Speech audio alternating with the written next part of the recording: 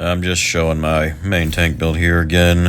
If you want to pause it to make sure if you missed what it was in my last videos, but decided to do a tier 8 mission, and then someone joined who was like a very low SHD and with unoptimized gear, not even just non-proto, but didn't even have it optimized. And yeah, by the end, when I show the damage numbers, I had the second highest kills, and I was even close to the top guy. I think he had like 56, I had 50, then another guy had like 30, and I think the lowest was probably that guy.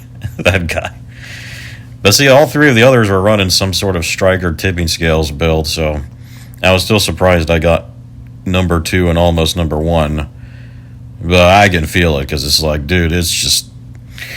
I was just determined, like, it took us forever, and I was just determined, like, I got to make sure... I'm hosting, so I got to make sure we finish this so I don't lose all those tokens, because it costs a lot when you get up to tier 8.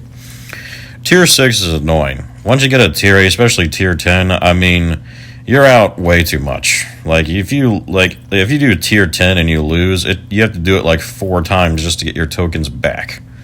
It's really dumb. It's a horrible system, by the way. It's still horrible, but it is what it is.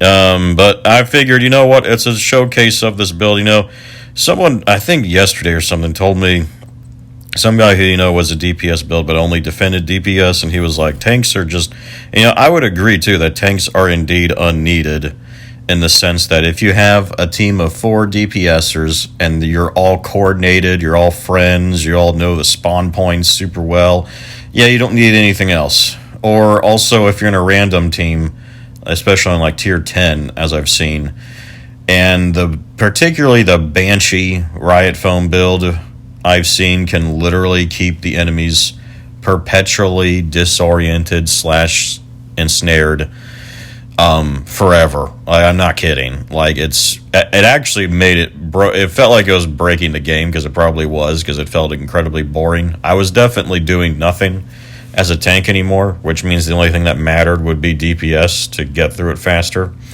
When the enemies aren't even doing anything, they aren't even attacking you ever, because they're so disoriented. Like, it's just insane. So yeah, if you have like that build, then no other builds except DPS again matter, including healers. I would still say, I mean, on that note, I feel like tanks are at least as useful as healers, because I've been in squads where it's both me and a healer, and then also it's only just me, and only DPSers with me. I mean, I'm like a quasi-healer since I give people bonus armor. I can still safely revive. It takes me long to revive, but often I can safely revive, though. Not all the time, of course, as I've learned, but often, a lot more often than other players, I can safely revive someone the long way when I have to.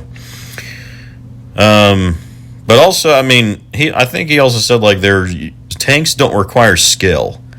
And I agree with that to an extent. It's why I play a tank, especially as I get older. I mean, my reflexes suck.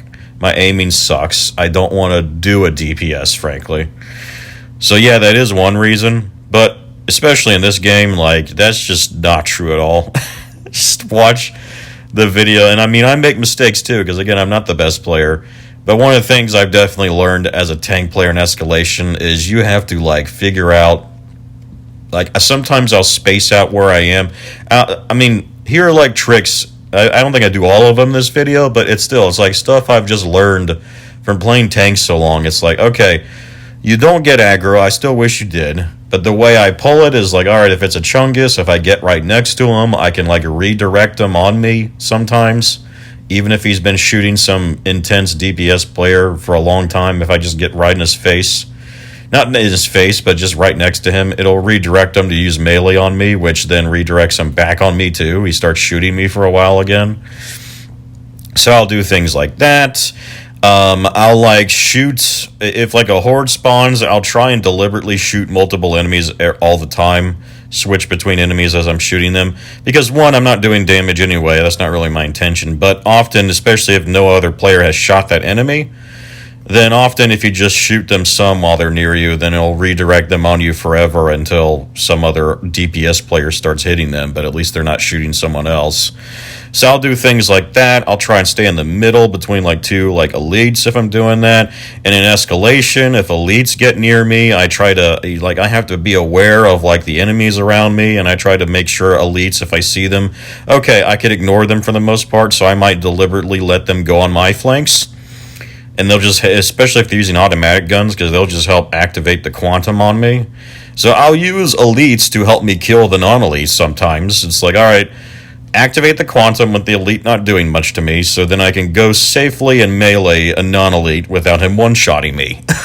that's gonna, like a sniper, a non-elite sniper and a non-elite shotgunner will just one-tap me on like tier 8 and up at that point. I mean, you still get a health gate in this game, but that's another thing. I have to learn how to time my health gate.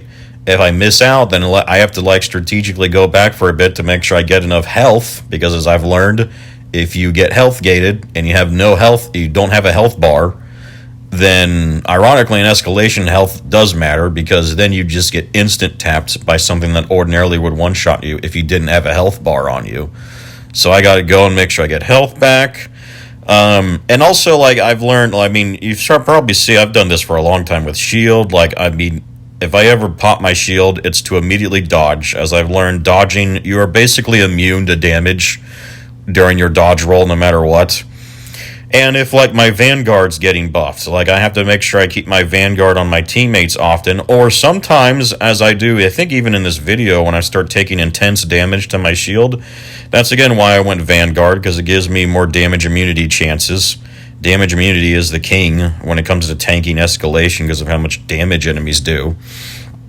So I think my shield was about to break even with my quantums and healing on it, but my Vanguard was almost ready, and then I just drop my shield to immediately dodge so I don't take damage, and then immediately pop my shield again. Get Vanguard protection, which gives me 5, instead of 2 seconds, now I have 5 seconds of invulnerability. So then even if my shield's next to like, has like 1 health, I do that. It goes invincible for a lengthier time, which is usually just enough time to get another pulse healing and get it back up to 100% again. And then another thing, like, I've learned how to use quantum strategically. Again, I do it in this video. Sometimes I make a mistake and I don't time it well, or sometimes the enemies, I'm convinced, they're just so, the AI is so unfair in Division, where it's like, I will sometimes be mid-swing meleeing them and they'll still somehow dodge it. Like, they dodge your melee, it's so insane. But, like, they clearly know what you're trying, somehow. They always know what you're trying. But even so, like, what I've learned is, like, okay, if I have, like, a shotgunner, for instance, he usually one-taps me. Well, the thing is, shotgunners will activate my quantum constantly because every pellet they hit me with has a chance to activate it. But you see, with quantum, you still take the initial damage, which is why shotgunners are still a huge threat, because they'll still, like, one-shot my armor if they hit it. But then they'll also almost guarantee activate quantum, which means in that 2-second window, their next blast won't do damage to me because they shoot fast enough that they'll still activate it and also not do damage in between quantum. So what I'll do is I'll wait till, like, a shotgunner, for instance, one of my bigger threats is near me, rushing me. I wait till he shoots me once, and my quantum will activate, and then in those 2-second window, I'll drop my shield. I also learned to not dodge. I do that sometimes. I'll drop dodge in melee, but now I'm learning this, like, okay, dodging takes too long, and I don't need to dodge if I have quantum active. So in those 2 seconds, drop the shield, immediately pull out my sweet dreams, try to make sure I'm close enough to them too in that window, and then immediately melee them with sweet dreams. Now, you're faster with the dodge than you are at popping your shield back again, so what I'll do is I'll drop the shield, switch melee, and then dodge roll anywhere just to get an invincibility window dodging, and then I'll go back to my shield after the dodge roll. And I'm getting better at timing it. It's also why, again, on this build, the swap speed on getting swap speed on the Sweet Dreams, even though it's only like 15%, it's very minor, it's still critical, because you need everything you can get to pull off that kind of stuff as a tank player. It's like, okay, because yeah, certain enemy types will just one-shot me on high tiers. How do I manage to still stay alive? Well, having a strong shield, but then how do I still manage to kill them and eliminate the threats? Well, time quantum with swap speed boosted sweet dreams with dodging and popping my shield back again. Like that's, and I feel like that does take skill. And there's probably even more I'm doing, so I'll finally shut up. I mean, again, I think I'm posting the title when the combat actually starts, so if you didn't want to hear my rant, just skip there. But I'm finishing up now. I just had to go through, like, because for the sake of all tank players out there, it's like, I'm not gonna crap on DPS players. I know that takes a lot of skill and probably does take more skill, but anyone who says that it takes no skill to play as a tank, they don't know what they're talking about. At least in Escalation, like pretty much every build is going to take a level of skill to still pull it off on higher tier escalations. Oh, you know, a couple more last tips is as a tank. I mean, I have to be aware also, and usually I can because I can see the gunfire where it's coming from behind me. I try to make sure my teammates can still hit the enemies I might have aggroed. That's why you don't get right in the face of a Chungus. You try to get on his side or whatever, so the players with you can continue hitting him while he's focused on you. So trying to learn tricks like that, for instance, I mean, I've seen tank players that just straight up block people's shots constantly. That's when I don't blame them for thinking, like, tanks don't do anything. They keep getting in my way. And listen, I get in people's way still sometimes. But that's inevitable in a tank because you're in the front. So you're going to be blocking people's shots no matter what. But you can still mitigate that a lot by doing something like that. And then the last thing that I also know I do for sure in this video is, again, like, focus my energy on, like, the biggest threats. Usually to myself, of course, but also to everyone else if I feel like I can do anything about them. So like the sniper dogs, for instance, the robot sniper dogs are by far the biggest threat enemy in high tier escalation in my view.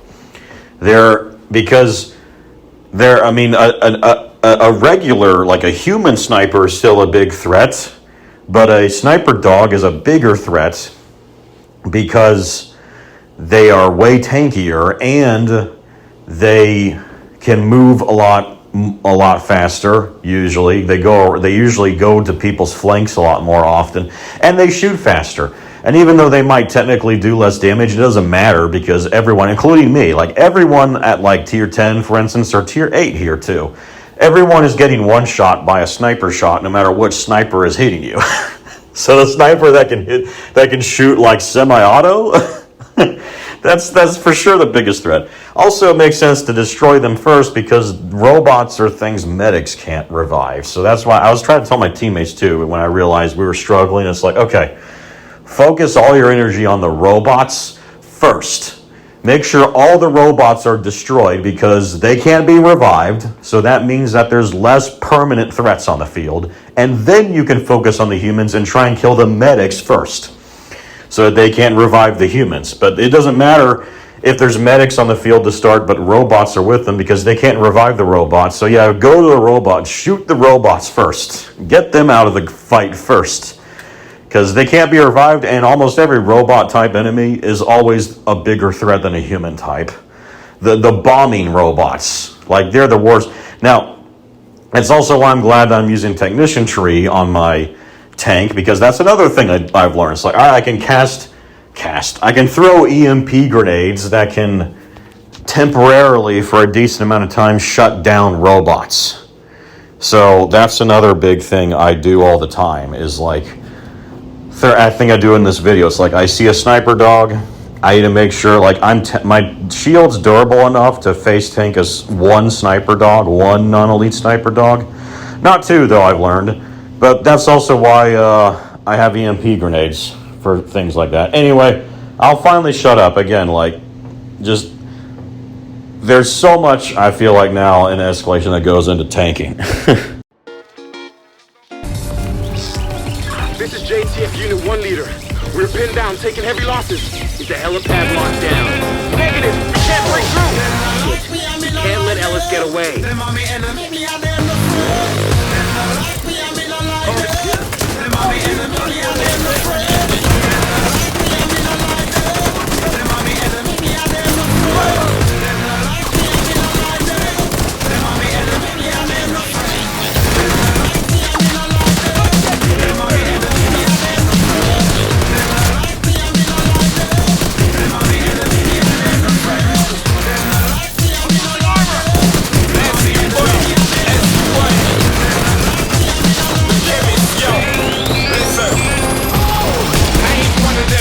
From the grassroots, ain't got the answer. I got the answer. One trap bricks when the blow like a dancer. Gangsters, not in your crew, there's no chance. And I won't take yes for the answer. When shots fly, you be jumping like an Irish dancer. My name's Emo, so class A like Nino. Troublemaker like Reno. Yo, everything seems cloudy. Never been broke in the game cause I'm rowdy. Carry on, I will take the hammer to your Audi. I'm like a soldier from Saudi. Not back rowdy. Wanna see D-Chat how me.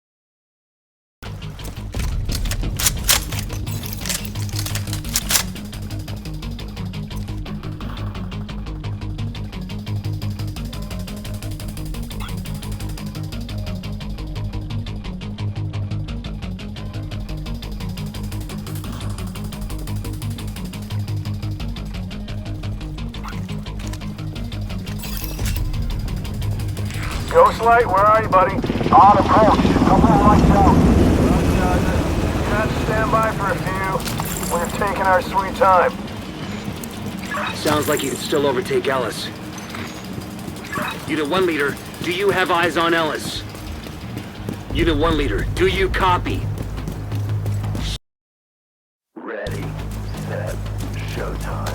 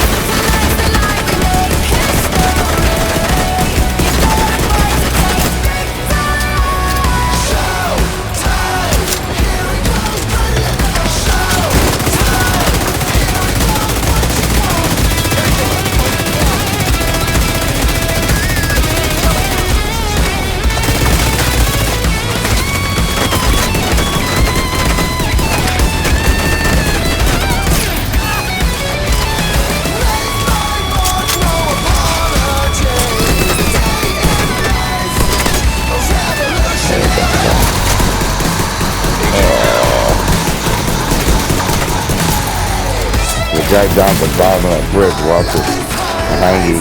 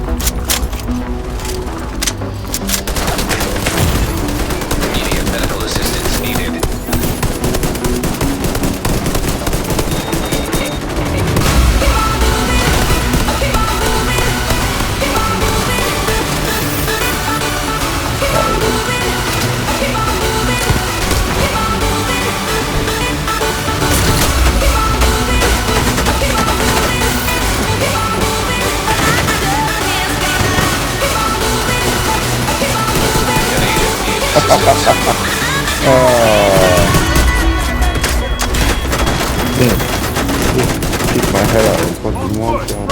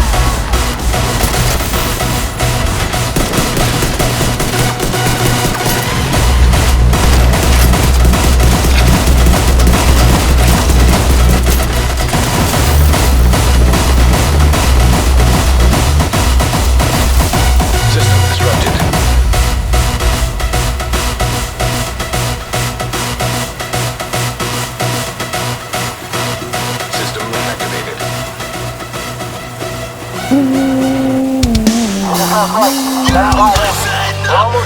a story about a little guy that lives in a blue world. And all day and all night, everything he sees is just blue like him. Inside and outside, blue his house with a blue little window and a blue Corvette. And everything is blue for him and himself and everybody around. 'Cause he ain't got nobody to listen to.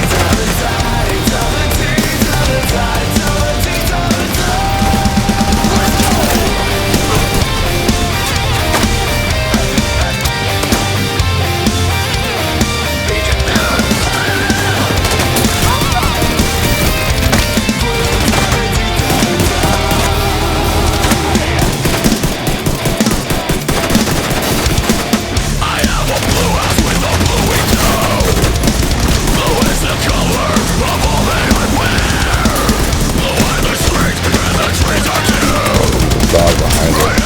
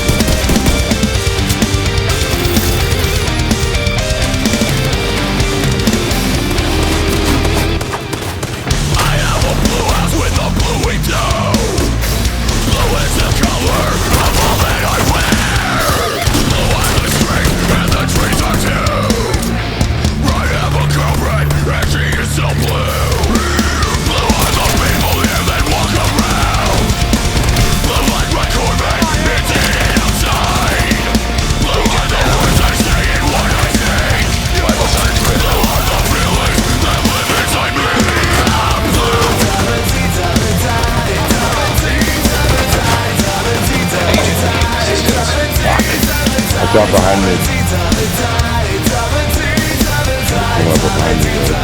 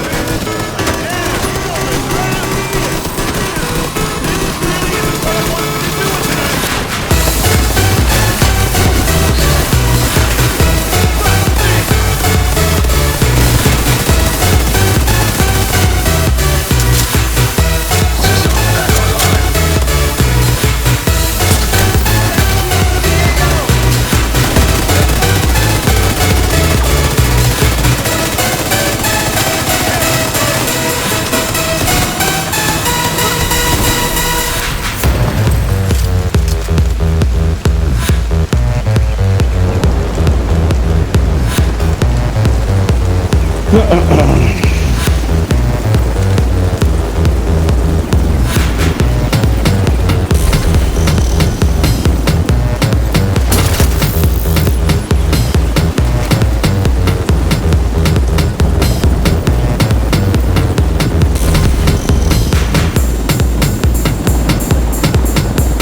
job, GG.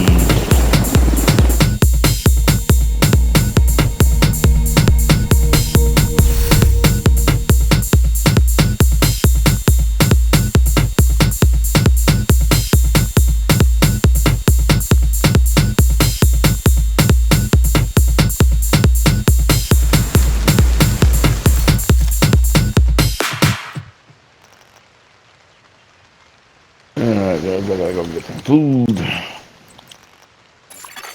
An agent is no longer in your group.